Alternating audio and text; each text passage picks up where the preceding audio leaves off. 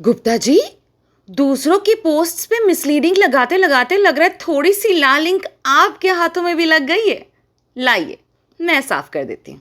नमस्कार, मैं हूं डॉक्टर मेड्यूसा और आज की वीडियो में हम देखेंगे कि किस तरीके से इलेक्शन कमीशन ऑफ इंडिया के चीफ इलेक्शन कमिश्नर ने एक प्रेस कॉन्फ्रेंस के जरिए आपको यानी भारत के आम वोटर को मिसलीड करने की कोशिश की।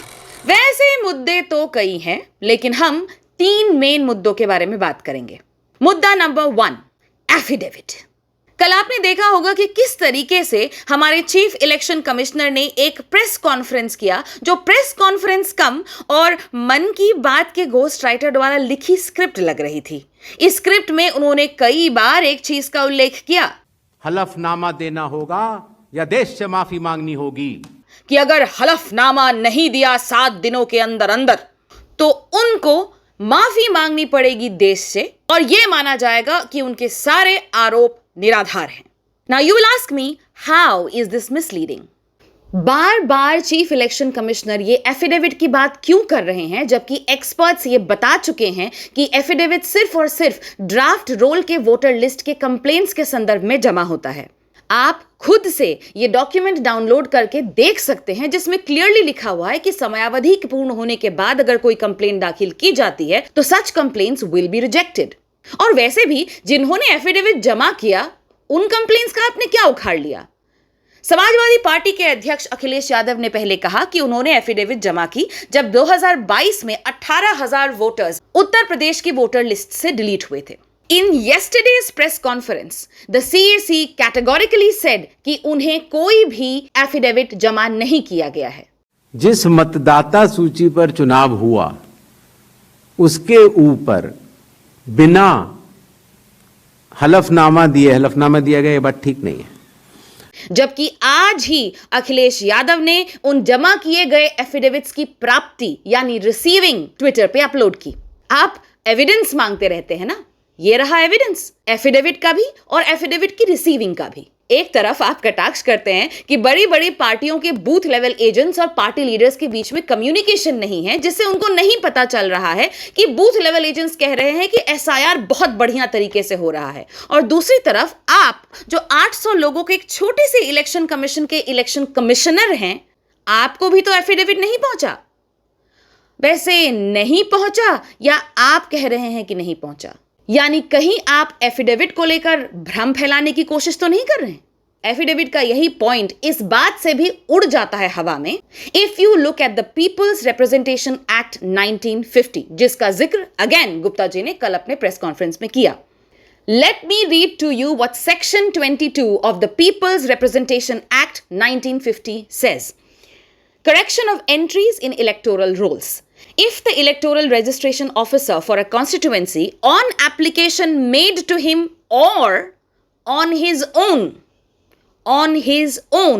is satisfied after such inquiry as he thinks fit that any entry in the electoral roll of the constituency A is erroneous or defective in any particular, B should be transposed to another place in the roll on the ground that the person concerned has changed his place of ordinary residence within the constituency, or C should be deleted on the ground that the person concerned is dead or has ceased to be ordinary resident in the constituency or is otherwise not entitled to be registered in that roll, the electoral registration officer shall, subject to such general or special directions, if any, as may be given by the Election Commission in his behalf, amend, transpose or delete the entry after proper verification of facts in such manner as may be prescribed. अगर छूट गई हो तो पहली line एक बार फिर से, if the electoral registration officer for a constituency on application made to him or on his own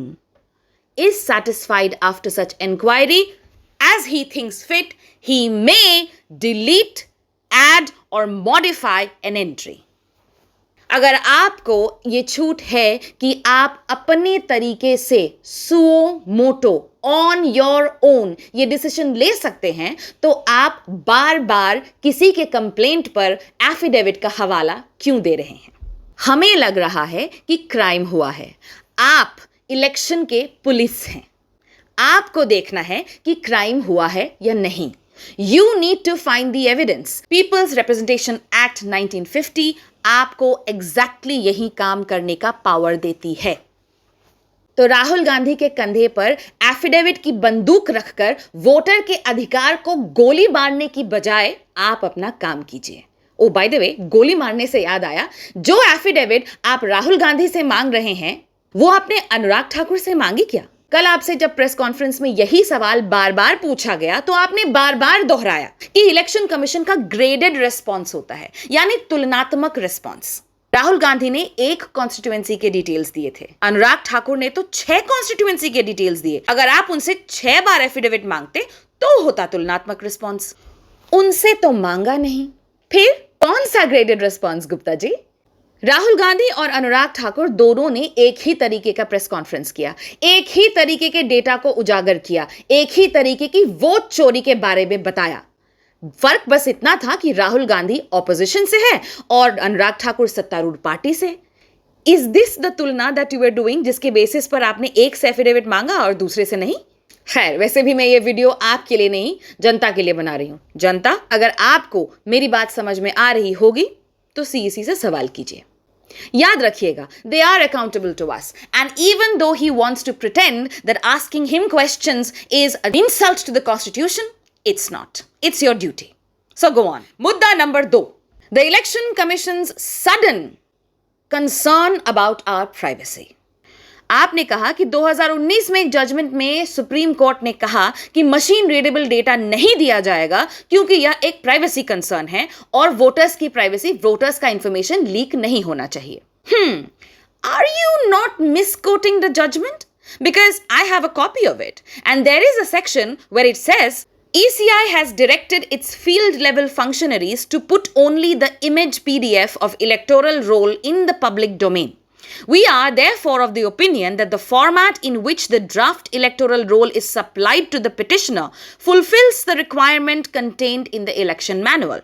It may be added that if the petitioner so wants, he can always convert it into searchable mode, which of course would require him to put his own efforts. यानी कि SC कहीं भी machine readable format को prohibit नहीं करता. In fact, the Honorable Supreme Court is itself allowing the petitioner to convert any image file into a searchable machine-readable format. खाली वो आपको ये छूट दे रहा है कि आप इमेज वाली PDF अपलोड कर सकते हैं। आपने कहा कि अगर आप मशीन रीडेबल डेटा शेयर करते हैं तो मशीन रीडेबल में कोई भी चेंज कर सकता है, कोई भी उसे ऑल्टर कर सकता है। You are the Election Commission of the biggest democracy in the world. You do not have security options that would prevent that from happening? किसी ने अगर मशीन रीडेबल डेटा में चेंज किए तो वो अपलोड कैसे करेगा? आपने पासवर्ड भी दे रखा है क्या किसी को? Ladies and gentlemen, let me tell you that this definition of machine readable given by the CEC was misleading. Because machine readable का एकमात्र अर्थ ये होता है कि आप उस डॉक्यूमेंट में कंट्रोल F कर नाम, पता, epic ID etcetera details search कर सकते हैं। आप उस डॉक्यूमेंट में डुप्लीकेट एंट्रीज एक प्रोग्राम के थ्रू रन कर सकते हैं। मशीन रीडेबिलिटी आपको ये कैपेसिटी नहीं देती कि आप उस डॉक्यूमेंट में कोई चेंज करें और उसको अपलोड करें। It's machine readable, not machine writable और not machine editable. This entire concern about privacy in machine readable documents ये राहुल गांधी की प्रेस कॉन्फ्रेंस के बाद ही क्यों आई? उसके बाद ही आपने बिहार के ड्राफ्ट रोल्स का डेटा मशीन रीडेबल से नॉन मशीन रीडेबल क्यों किया? क्या आप राहुल गांधी के प्रेस कॉन्फ्रेंस के पहले तक जब मशीन रीडेबल डेटा था सुप्रीम कोर्ट के ऑर्डर का उल्लंघन कर रहे थे? इनफैक्ट अभी भी ऐसे कई स्टेट्स हैं जिसका डेटा मशीन रीडेबल फॉर्मेट में अवेलेबल है। क्या आप वहां पर सुप्रीम कोर्ट के आदेश का उल्लंघन कर रहे हो?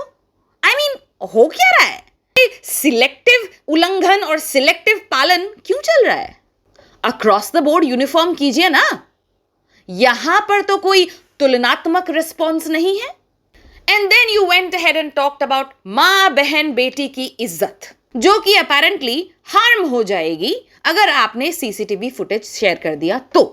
तो भाई साहब, आप ही के रूल बुक में लिखा हुआ है कि अगर चुनाव खत्म होने के 45 दिन के अंदर कोई कंप्लेंट आती है तो सीसीटीवी फुटेज दिखाया जाएगा।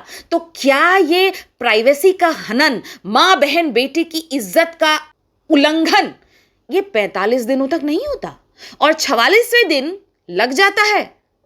एक पेट्रियार्कल माइंडसेट वाले संस्कार के पीछे छुपकर आप जनता को भ्रमित नहीं कर सकते हैं, क्योंकि अगर 45 दिन के बाद सीसीटीवी फुटेज दिखाना गलत है तो 45 दिन के पहले भी गलत है। जब आप सीसीटीवी फुटेज रिकॉर्ड कर रहे थे तब तो आपने किसी का कंसेंट नहीं लिया, तब ना हुआ हमारी प्राइवेसी का उल्लंघन। Stop this. फाइनली इस वीडियो का आखिरी मुद्दा number 3, deletion of multiple entries.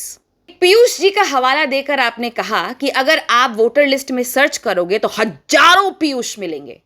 बिल्कुल हो सकता है हजारों पीयूष मिले, लेकिन क्या हजारों पीयूष के फादर्स भी सेम होंगे?